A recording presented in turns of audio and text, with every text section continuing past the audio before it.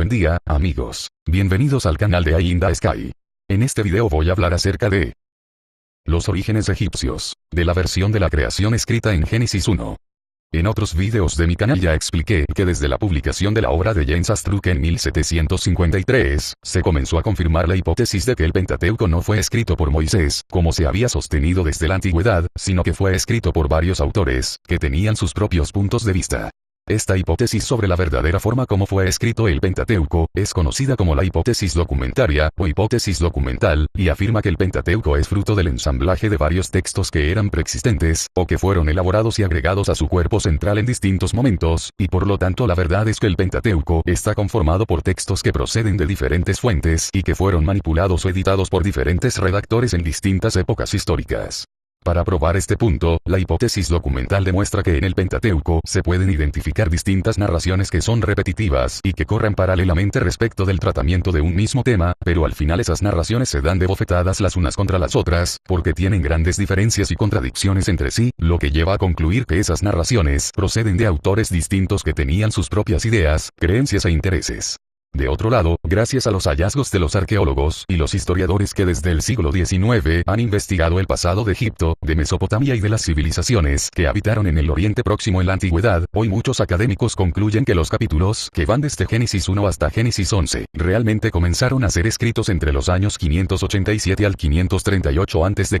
cuando varios grupos judíos vivían en la Gran Babilonia como cautivos de los reyes de la dinastía caldea, hasta que el emperador persa, Ciro el Grande, venció a esa dinastía caldea, y luego decretó la terminación del exilio para que los judíos pudieran retornar a la destruida Jerusalén, pero solo para que gobernaran a Judá como un reino vasallo al servicio del imperio persa. En ese momento el emperador persa, Ciro el Grande, les prometió a los judíos que ellos ganarían autonomía para gobernar a Judá, siempre y cuando pudieran demostrar que tenían un código de leyes de conducta y de culto religioso que todo el pueblo judío acataría pacíficamente, para garantizar así que los grupos judíos que iban a retornar a Jerusalén no se convertirían más adelante en unos vasallos problemáticos y sublevados contra los intereses expansionistas del imperio persa. Por ese motivo en Babilonia los sacerdotes judíos, que añoraban retomar el poder basado en el control del culto religioso, y los príncipes de la élite judía, que añoraban retomar el poder basado en el linaje real y en el dominio ancestral sobre las tierras del reino de Judá, tuvieron que reunirse a redactar una sola obra fundamental que tendría claros objetivos políticos y religiosos. En efecto, esa obra tenía que proclamar que los grupos de judíos que retornarían a Jerusalén eran una sola nación, con un mismo origen, una misma historia y un mismo destino. También esa obra debía convencer a esos judíos de que ellos tenían un solo Dios, un solo culto, unas mismas creencias y tradiciones religiosas. Además, la obra debía justificar, ante los judíos y los extranjeros, por qué razón los que retornaban a Jerusalén tenían todo el derecho divino de dominar, colonizar, explotar y gobernar nuevamente a las tierras de Judá, de las cuales habían estado ausentes durante casi medio siglo. Y finalmente, esa obra debía establecer un código de leyes, obligaciones y castigos, para garantizar así que los habitantes de Judá no serían unos vasallos ingobernables o problemáticos para los intereses de los persas. Así fue como por primera vez se redactó y ensambló, como una sola obra bíblica, el núcleo de los 5 libros que conforman el Pentateuco, y también el núcleo de los libros de Josué, de los jueces, de 1 Reyes y de 2 Reyes, que pretenden reconstruir la historia del reino de Judá. Obviamente, los sacerdotes y los miembros de la aristocracia judía no tenían las mismas ideas en muchos de los temas que fueron redactados en esos libros, porque cada grupo tenía sus propios intereses, pues unos afirmaban que su Dios era Elohim, y otros decían que era Yahvé. Unos clamaban que el origen de su pueblo eran las primeras andanzas de los patriarcas en las tierras de Canaán, y otros afirmaban que era la fuga de esclavos hebreos desde Egipto durante el Éxodo. Unos decían que el culto y los sacrificios se podían realizar en cualquier lugar, y otros afirmaban que el culto solo se debería practicar en un templo centralizado. Unos creían que el pasado de su pueblo había sido muy glorioso como el de otras grandes civilizaciones, y otros pensaban que el pasado había sido una constante caída de los judíos hacia la decadencia y el pecado, hasta que fueron castigados por Dios, que dejó que Jerusalén fuera destruida por los reyes babilónicos para que sus habitantes tuvieran que vivir en la cautividad. Por causa de estas diferencias irreconciliables entre los sacerdotes y los príncipes de la élite judía, es que los primeros libros de la Biblia están llenos de tantas narraciones repetitivas, duplicaciones y versiones contrapuestas respecto de muchos temas, porque tanto los sacerdotes, como los príncipes judíos, no querían ceder y querían mantener su propio punto de vista en el texto final, por lo cual el resultado es una amalgama de narraciones que expresan posiciones e ideas contrarias. De otro lado, se debe tener en cuenta que los sacerdotes y miembros de la aristocracia judía que escribieron esa obra bíblica, fueron seleccionados por los persas para esa labor, justamente porque eran los judíos más ilustrados que más tiempo llevaban viviendo en el exilio y que más estaban influenciados por las tradiciones y la cultura cosmopolita de Babilonia, ciudad que en ese tiempo era el epicentro en que confluían varias rutas usadas por mercaderes, peregrinos, agentes diplomáticos, ejércitos e inmigrantes, y por ese motivo esos redactores judíos conocían las ideas religiosas, filosóficas, mitológicas y políticas procedentes de lugares tan distantes como la India, Asia Central, Arabia, Egipto o Grecia. Sin lugar a dudas, esos redactores de los primeros libros de la Biblia, para concluir su labor tomaron en préstamo varias de esas ideas procedentes de otras civilizaciones de la antigüedad, pues solamente así pudieron redactar una obra bíblica que agradara y estuviera en consonancia con las ideas religiosas, mitológicas y políticas admitidas por los persas. A la luz de este contexto histórico, en este video voy a analizar los orígenes de la versión de la creación que aparece narrada desde Génesis 1 versículo 1 hasta Génesis 2 versículo 3, teniendo en cuenta que ese relato bíblico no fue escrito por Moisés, sino por sacerdotes judíos que en el siglo VI a.C. estaban cautivos en Babilonia a la espera de retornar a Jerusalén, quienes además fueron influenciados por las ideas teológicas, mitológicas y filosóficas procedentes del antiguo Egipto. No hay que perder de vista que esta primera versión bíblica de la creación, en verdad pinta una imagen cosmogónica del universo, y por eso describe cómo era que imaginaban los antiguos judíos el universo en que ellos vivían. Así, en el Génesis se dice que antes de todo, existían 4 elementos fundamentales, que dan forma al universo. El primer elemento, es la tierra desordenada y vacía, que en términos más modernos equivale al espacio infinito sin ninguna forma ni dimensión. El segundo elemento, son las tinieblas de la oscuridad, lo que equivale a que el espacio infinito en un principio es oscuro en su esencia. El tercer elemento, es el abismo sobre el cual están las tinieblas, concepto que en muchas civilizaciones antiguas se refiere a un océano que llena todo el espacio infinito, es decir, esta imagen cosmogónica planteada en el Génesis nos habla de la existencia de un universo acuático primigenio, como si fuera una pecera sin límites que está llena de agua oscurecida por las tinieblas. Y el cuarto elemento, es el espíritu que se movía sobre las aguas del abismo, concepto que realmente hace referencia al aire, porque en muchas civilizaciones antiguas se creía que el aire era un espíritu que no se podía ver, pero que sí se sentía en el viento, en la respiración y en las burbujas que se formaban en los líquidos. A continuación, en medio de ese universo acuático, un dios llamado Elohim, procedió a enunciar con su voz el nombre de diferentes elementos, y estos eran creados después de ser pronunciados. Así, Elohim primero ordenó que se hiciera la luz, y la separó de las tinieblas, dando así origen al primer día.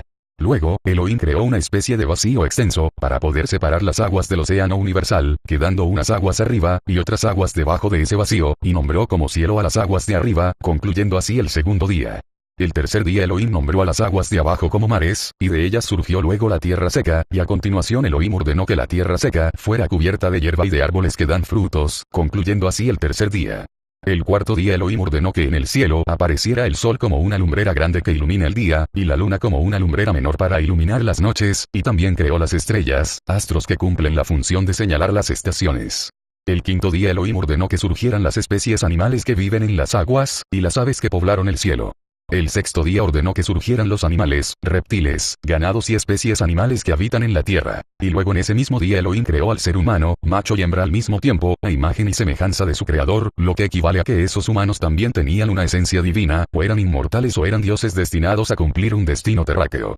El plan existencial previsto para esa primera pareja de humanos, era muy simple, pues después de ser bendecidos por Elohim, se les ordenó multiplicarse hasta poblar y dominar toda la tierra. Además, en esta versión de la creación tanto el creador, como los humanos y los animales, son todos vegetarianos, porque Elohim en el diseño del universo, dispuso que el único alimento disponible son las plantas que producen frutos y semillas. Finalmente, el séptimo día Elohim se dedicó a descansar, y así bendijo ese día. Esta imagen cosmogónica del universo y de la Tierra plasmada en la creación, volverá a ser retomada por el redactor de una de las dos versiones del diluvio universal que aparece fragmentada en Génesis 7 versículos 11 y 24, y en Génesis 8 versículos 2 y 3, donde se afirma que el diluvio ocurrió cuando se agrietó el cielo y se abrieron las fuentes de agua del gran abismo original, que cayeron como cataratas sobre la tierra y prevalecieron durante 150 días, lo cual es muy distinto a la otra versión del diluvio, que habla de lluvias que cayeron durante 40 días. Los académicos que defienden la hipótesis documentaria, concluyen que esta primera versión de la creación redactada en el Génesis, sin dudas fue escrita por algún redactor que representa a la fuente sacerdotal, es decir, por alguien que sabía bastante de cosmogonía y mitología antigua para poder plasmar esa imagen de la creación de la Tierra por etapas, en medio de un universo acuático.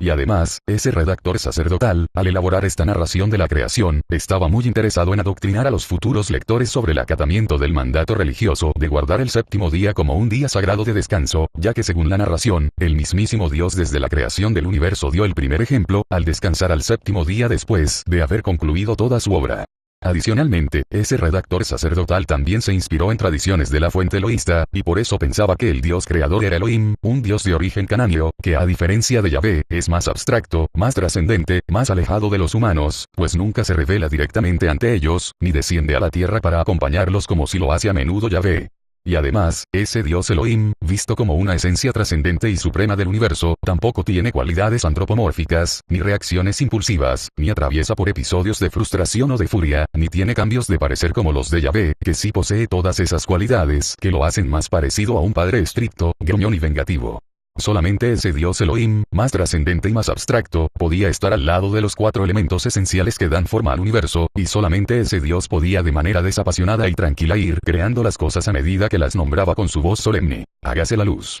Hágase los cielos. Hágase los mares. Etc. De otro lado, los arqueólogos, los egiptólogos y los historiadores que han estudiado las antiguas civilizaciones del Oriente Próximo, concluyen que esta versión de la creación escrita por los judíos en el siglo VI a.C., tomó en préstamo varias ideas de la mitología y de la cosmogonía egipcia, que están plasmadas en los mitos de la creación de los templos de Heliópolis y Hermópolis, difundidos por lo menos desde el año 2600 a.C.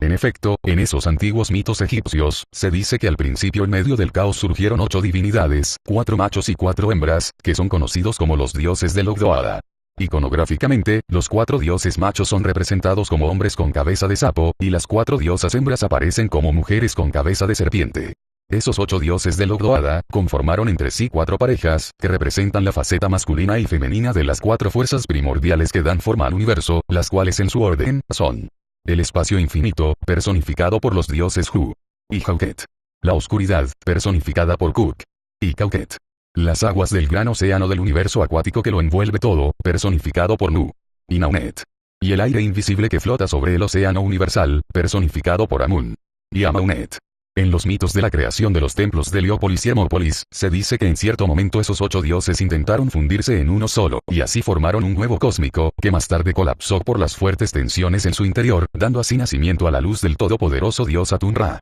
Se dice que el dios Atun-Ra, que es la luz divina creadora, luego montó sobre una barca que flotaba en medio de las aguas del océano universal, y desde allí comenzó a pronunciar solemnemente diversos nombres, dando así nacimiento a más dioses, que surgían de ese océano universal cada vez que eran nombrados. Así, primero apareció el dios Shu, que representa al aire o al viento, y ese dios en medio del océano universal formó una gran burbuja hasta separar las aguas de arriba, de las aguas de los mares de abajo, las cuales comenzaron a ser controladas por su hermana, la diosa Tefnut, que también apareció al ser nombrada por Atun-Ra. Estos 2 dioses, que son hermanos por haber sido creados por su padre Atun-Ra, luego tuvieron relaciones y procrearon en primer lugar al gigante dios Heb, cuyo cuerpo es la tierra seca que dio forma a las montañas y a los valles. Luego Shu y Tefnut volvieron a tener relaciones, y procrearon a la diosa Nut, la cual arqueó su cuerpo sobre el de su hermano Heb, formando así la cúpula del cielo. Después, sobre la fértil piel de Heb, corrieron las aguas de los ríos, especialmente la del río Nilo, y así dieron nacimiento a toda la vegetación. Y luego la diosa Nut, en la cúpula formada por su cuerpo, comenzó a sostener las estrellas y demás astros que marcan las estaciones.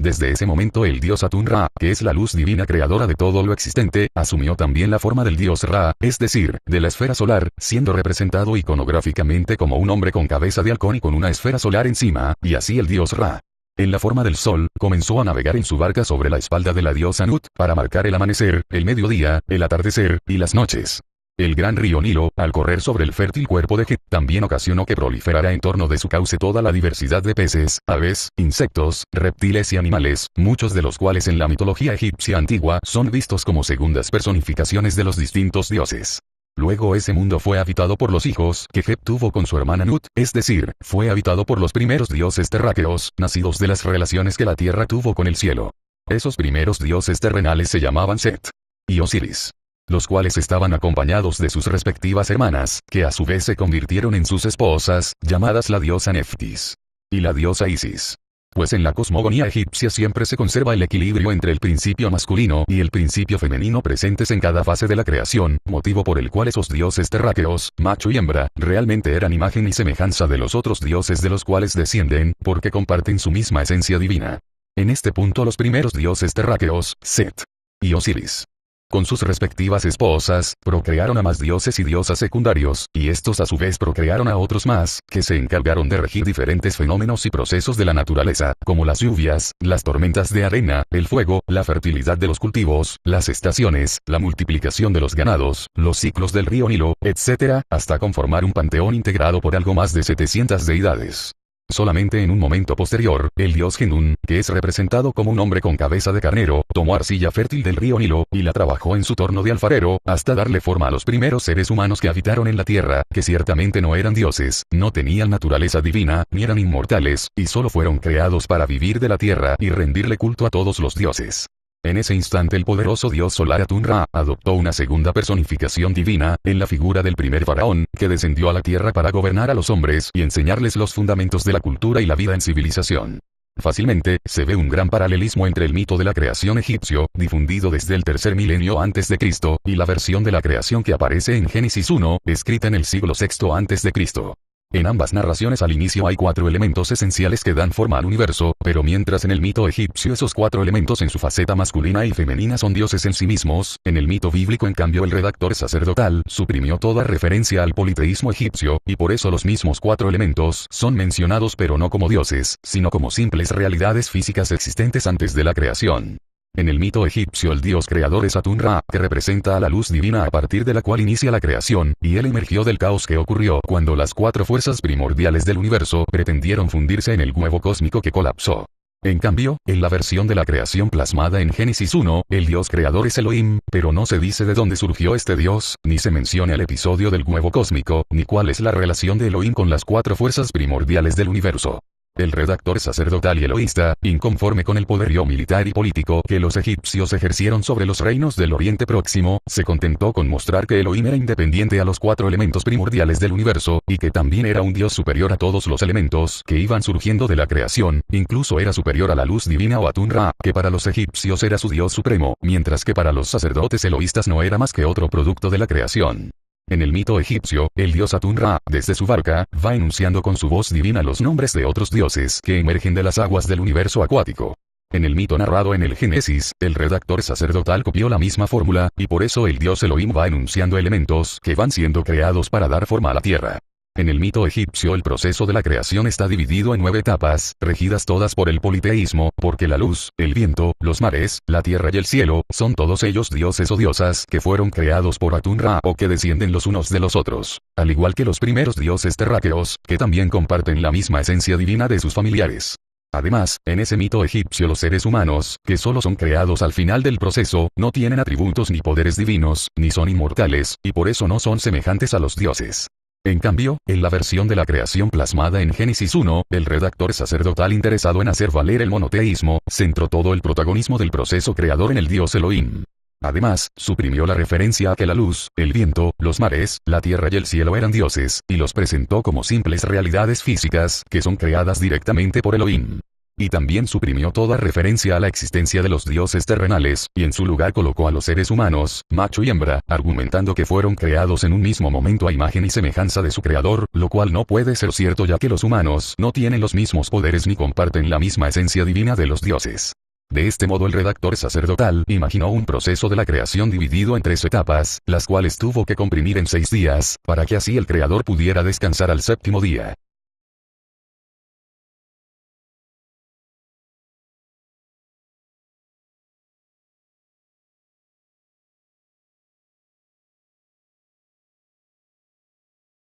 Ciertamente, la uniformidad y la armonía del relato bíblico se rompen, porque hay días en que Elohim concluyó hasta 3 actos creadores por día, mientras que en otros días solo concluyó un acto creador, todo para que el 7º día quedara libre.